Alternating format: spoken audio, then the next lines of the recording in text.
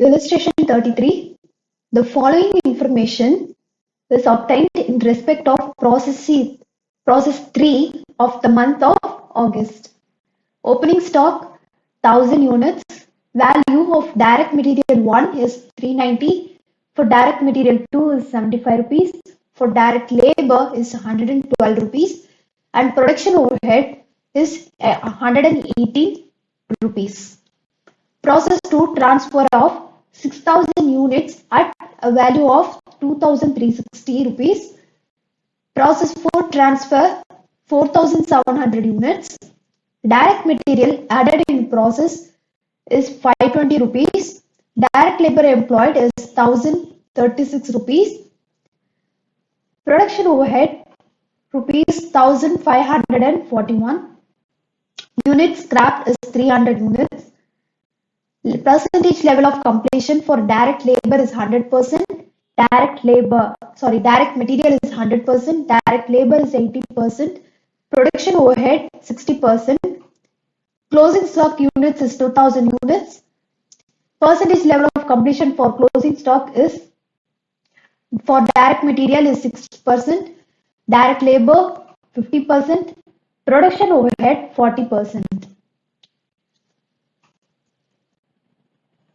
Normal loss of 5% of production of units scrapped realized at 20 paise each. Prepare process account on weighted average method. 33. நம்ம process account equivalent of production எல்லாமே prepare பண்ணுவோம். ஆனால் FIFO method கிடையாது. Prepare process account on weighted average மெத்தடுன்னு கேட்டிருக்காங்க. So அந்த பேசிஸில் தான் நம்ம போடணும். ஸோ இப்போ ப்ராசஸ் அக்கௌண்ட் வந்து நான் ஸ்டார்ட் பண்ணுறேன். Process account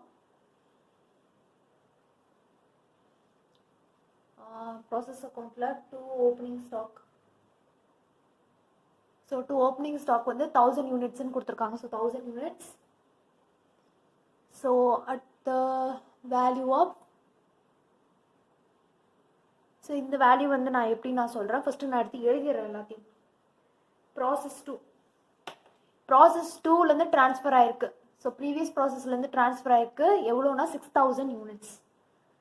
so 6000 units. The value of 2360. Direct material 520. Direct labour 1036.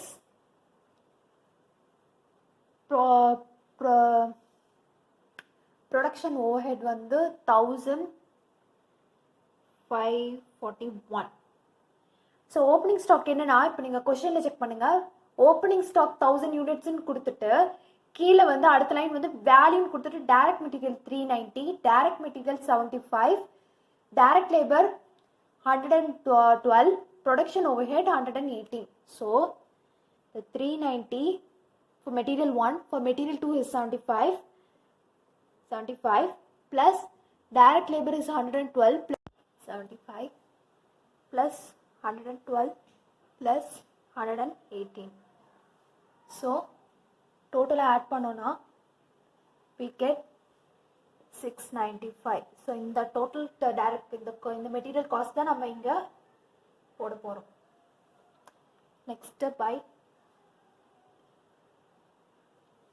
normal loss. அப்புறம் finished goods கொடுத்துருக்காங்க. finished goods வந்து எவ்வளோ கொடுத்துருக்காங்கன்னா 4700 கொடுத்துருக்காங்க. நெக்ஸ்ட் க்ளோசிங் ஸ்டாக் வந்து 2000 கொடுத்துருக்காங்க கொஸ்டின்ல. Next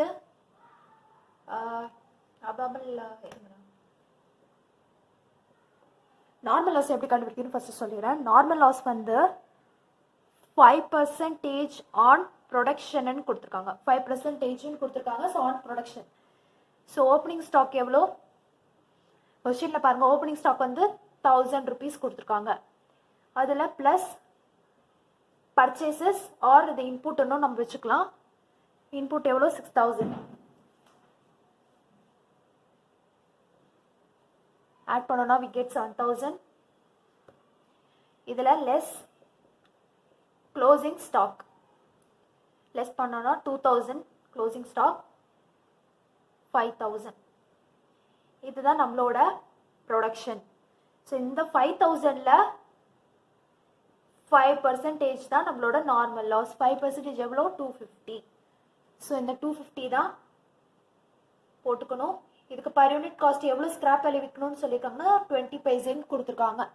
so 20 paise. So units எல்லாம் நம்ம வந்து டேலி பண்ணோம்னா 7000. இதில் வந்து 50 rupees ஷார்ட்டேஜ் வருது. ஸோ அது வந்து அப்நார்மல் லாஸ் 50 போட்டோன்னா 7000. ஸோ இதெல்லாம் நம்மளுக்கு கிடச்சிருச்சு. பார்த்துட்டோம் நார்மல் லாஸ் எப்படி கால்குலேட் பண்ணணும்னு சொல்லிட்டேன். ப்ரொடக்ஷன்லேருந்து 5% எடுத்துக்கிட்டாங்க. ஸோ ஓப்பனிங் ஸ்டாக்லேருந்து இன்புட் ஆட் பண்ணிவிட்டு க்ளோசிங் ஸ்டாக் லெஸ் பண்ணோன்னா நமக்கு ப்ரொடக்ஷன் கிடைக்கும். அதில் 5% 250. அதில் நமக்கு ருபீஸ் 20 பைசேக்கு வந்து நமக்கு வந்து சேல் பண்ணோன்னா we get 50 is the value. So இதை மல்டிப்ளை பண்ணால் we get 50. ஸோ இப்போ வந்து நம்ம ஸ்டேட்மெண்ட் ஆஃப் ஈக்குவலன்ட் ப்ரொடக்ஷன் வந்து போட ஆரம்பிச்சோம் வெயிட்டட் ஆவரேஜ் மெத்தடில். ஸோ ஸ்டேட்மெண்ட் நான் ப்ரிப்பேர் பண்ண ஆரம்பிச்சிடுறேன். ஸ்டேட்மெண்ட் ஆஃப் ஈக்குவலன்ட் ப்ரொடக்ஷன் நான் ப்ரிப்பேர் பண்ண ஆரம்பிச்சிடும். ஆனால் weighted average method.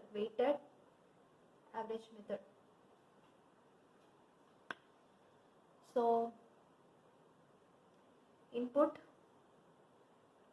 particulars, output, material 1 கொடுத்துருக்காங்க. Material 1, material 2. இதில் லேபர் ஓவர் ஹெட் நம்ம சேர்ந்து போட முடியாது. ஏன்னா லேபருக்கு தனி ஒரு பர்சன்டேஜ் கொடுத்துருக்காங்க, ஓவர் ஹெட்க்கு தனி பர்சன்டேஜ் கொடுத்துருக்காங்க. So percentage equivalent units, percentage equivalent units, percentage equivalent units, percentage equivalent units. வா ரொம்ப பெருசாக இருக்கு. ஸோ இன்புட் வந்து பார்த்தீங்கன்னா இன்புட் எவ்வளோ? 1000 units. Is nothing but opening stock. Next input வந்து 6000 யூனிட்ஸ். ஸோ இது ப்ராசஸ் 2ல இருந்து நம்மளுக்கு வந்துச்சு. ஸோ நம்மளுக்கு நார்மல் லாஸ் வந்து 250 யூனிட்ஸ், அப்நார்மல் லாஸ் வந்து 50 யூனிட்ஸ் அண்ட் ஃபினிஷ்டு குட்ஸ் வந்து 4700 யூனிட்ஸ். இந்த வெயிட்டட் ஆவரேஜ் மெத்தடில் பார்த்தீங்கன்னா ஓப்பனிங் ஸ்டாக்கை வந்து நம்ம பிரித்து கொடுப்போம். ஏன்னா நம்ம ஃபிஃபோ மாடலில் தான் வந்து ஓப்பனிங் ஸ்டாக் வந்து நம்ம வந்து பிரித்து கொடுப்போம். இதில் வந்து நம்ம ஹோல் ஆஃப் ஃபினிஷ் குட்ஸ் நம்ம எடுத்துக்கிறோம் இதில். ஸோ அது ஒரு சேஞ்ச், இது நோட் பண்ணிக்கோங்க. அடுத்து க்ளோசிங் ஸ்டாக்கில் closing work in progress 2000 units. So இது மொத்தத்தையும் நம்ம ஆட் பண்ணோன்னா வி ஷுட் கெட் வேறு என்ன கொடுத்துருக்காங்க கொஸ்டின் இல்லை. ஸோ இதை ஆட் பண்ணோம். ஸோ நம்மளுக்கு நார்மல் லாஸ் வந்து பொதுவாக நம்மளுக்கு இங்கே எதுவும் வராது. ஸோ இங்கே வந்து நமக்கு 7000 யூனிட்ஸ் வரணும். ஸோ நெக்ஸ்ட்டு அப்நார்மல் லாஸ் வந்து பார்த்தீங்கன்னா அப்நார்மல் நமக்கு எப்பயுமே மெட்டீரியல் 1 எப்பயுமே 100% தான் எல்லாத்துக்குமே வரும். ஸோ நார்மல் லாஸாக இருந்தாலும் சரி, ஃபினிஷ்டு குட்ஸாக இருந்தாலும் சரி 100%, க்ளோசிங் ஸ்டாக் வந்து 100% தான் எடுத்துக்கணும். ஸோ 50, 4700, 2000. நெக்ஸ்ட்டு மெட்டீரியல் 2க்கு வந்து என்ன கொடுத்துருக்காங்க? மெட்டீரியல் 2க்கு வந்து 100% ஆஃப் கம்ப்ளீஷன் சொல்லியிருக்காங்க. ஸோ அப்நார்மல் லாஸ் வந்து ஃபார் மெட்டீரியல் 2க்கு வந்து 100% கொடுத்துருக்காங்க. ஸோ 50. லேபருக்கு வந்து 80% கொடுத்துருக்காங்க. 80%னா 50ல் 80%. நெக்ஸ்ட்டு அப்நார்மல் லாஸ் ஓவர் ஹெட்ஸ்க்கு வந்து 60% கொடுத்துருக்காங்க. நெக்ஸ்ட்டு ஃபினிஷ்டு குட்ஸ் வந்து பார்த்தீங்கன்னா எல்லாமே நம்மளுக்கு 100% தான். அதில் நம்மளுக்கு எந்த இதுவும் கிடையாது, எந்த சேஞ்சும் கிடையாது. 50% தான். 100%. க்ளோசிங் ஸ்டாக்ல வந்து இது வந்து 100%. மெட்டீரியல் 2க்கு வந்து 60% ஆஃப் கம்ப்ளீஷன் சொல்லியிருக்காங்க. இதில் 50% ஆஃப் கம்ப்ளீஷன். நான் முதல்ல அமௌண்ட் எழுதுறேன், அப்போ தான் ஈஸியாக இருக்கும். ஸோ 50, இது 40, 100, இது 50ல் வந்து 60%னா 30. இது 4700, 4700. இது 100%, 4700. நெக்ஸ்ட்டு இதில் 2000ல் 60%னா we get 1200. அப்புறம் லேபரில் பார்த்தீங்கன்னா நமக்கு வந்து 50% தான் கம்ப்ளீஷன் கொடுத்துருக்காங்க. ஸோ 2050% 1000. நெக்ஸ்ட் ஓவர் ஹெட்ஸ்க்கு வந்து 40% சொல்லியிருக்காங்க. 40%னா 2000 40%னா அதுக்கு 800. ஸோ இதெல்லாம் டோட்டல் பண்ணிக்கலாம். ஸோ இந்த அமௌண்ட் டோட்டல் பண்ணோம்னா இது ஃபர்ஸ்ட் இதை நம்ம டோட்டல் பண்ணால் 7000 நம்மளுக்கு மேட்ச் ஆயிடுச்சு. நெக்ஸ்ட் இது மொத்தத்து 1000. ஸோ இது மொத்தத்தை ஆட் பண்ணோம்னா 6750. இதையும் ஆட் பண்ணோம்னா we get 5950. இது மொத்தத்தை ஆட் பண்ணோம்னா we get 5740. இது மொத்தத்தை ஆட் பண்ணோம்னா we get 5530. ஸோ அங்கே அதை கண்டுபிடிச்சிட்டோம். நெக்ஸ்ட் இப்போ நம்ம வந்து காஸ்ட் வந்து டிரைவ் பண்ணோம். ஸோ காஸ்ட் எப்படி டிரைவ் பண்ணுறதுன்னா நான் சொல்கிறேன்.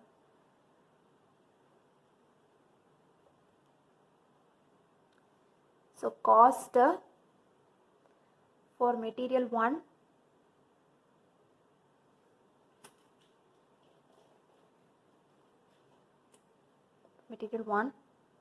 for material 2, labor plus overhead.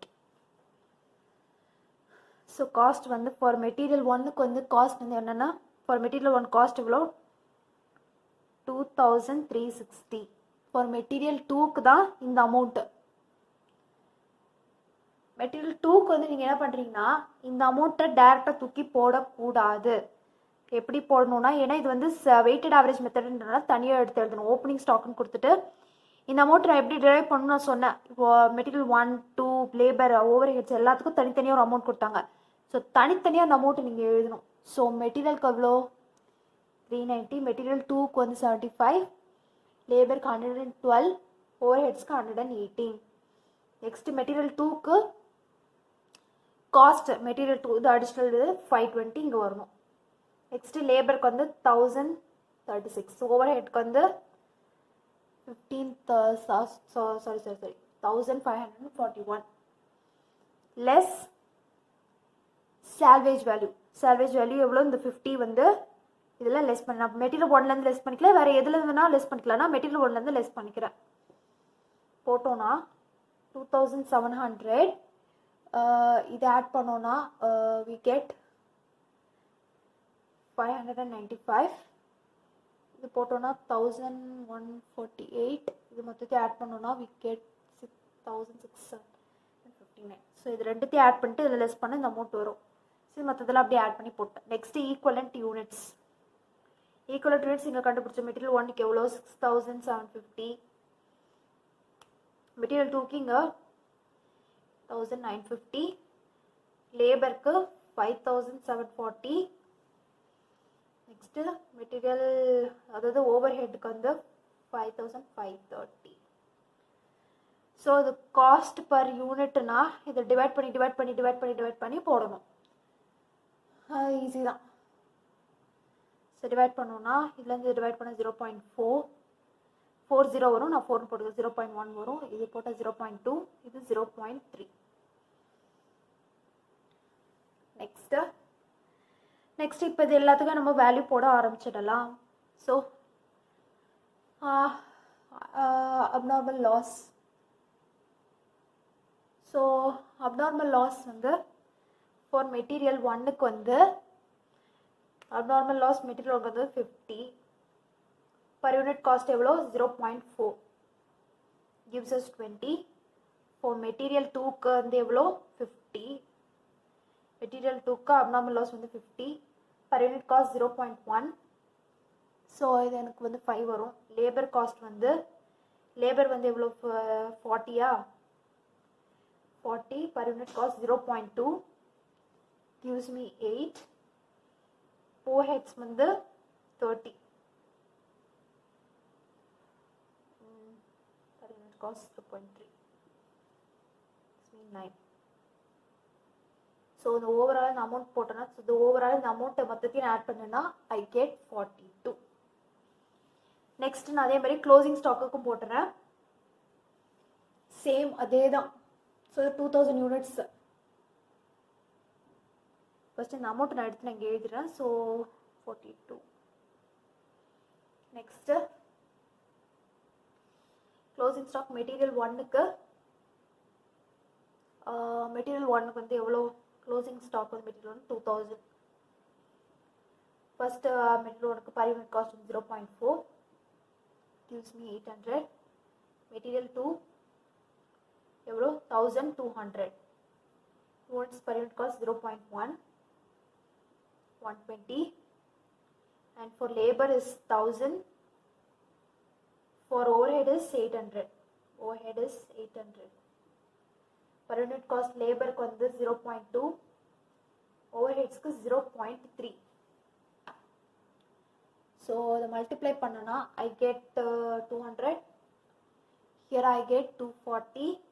So the overall then add பண்ணனா I get 1360. So அந்த 1360 closing stock இங்க நான் post பண்ணிடுவேன். Next finished goods நான் வந்து calculate பண்ண போறேன். Finished goods வந்து so finished goods வந்து பார்த்தோம்னா நமக்கு எல்லாமே வந்து 100%, so பிரச்சனை இல்லை. 4700 into இது மொத்தத்தையும் ஆட் பண்ணணும். So 0.4 plus 0.1 plus 0.2 plus 0.3 1 வரும். So into 1 gives me 44,700. So 4,700 நான் இங்க போஸ்ட் பண்ணிடுவேன்.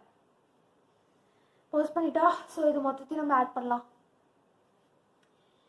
இன்னொரு சேஞ்சஸ், இதை நம்ம வந்து FIFO மாடலில் போட்டோம்னா ஓப்பனிங் ஸ்டாக் தனியாக, அதுக்கப்புறம் நியூ இன்புட்க்கு தனியாக போடுவோம். ஆனால் நம்ம வெயிட்டட் ஆவரேஜ் மெத்தடில் நம்ம அந்த மாதிரி போடும்போது ஸ்ட்ரைட்டாக நம்ம ஹோல் ஃபினிஷ்ட் குட்ஸ்க்கும் நம்ம எப்படியே போட்டுடுவோம். ஸோ இது ஒரு சேஞ்சு.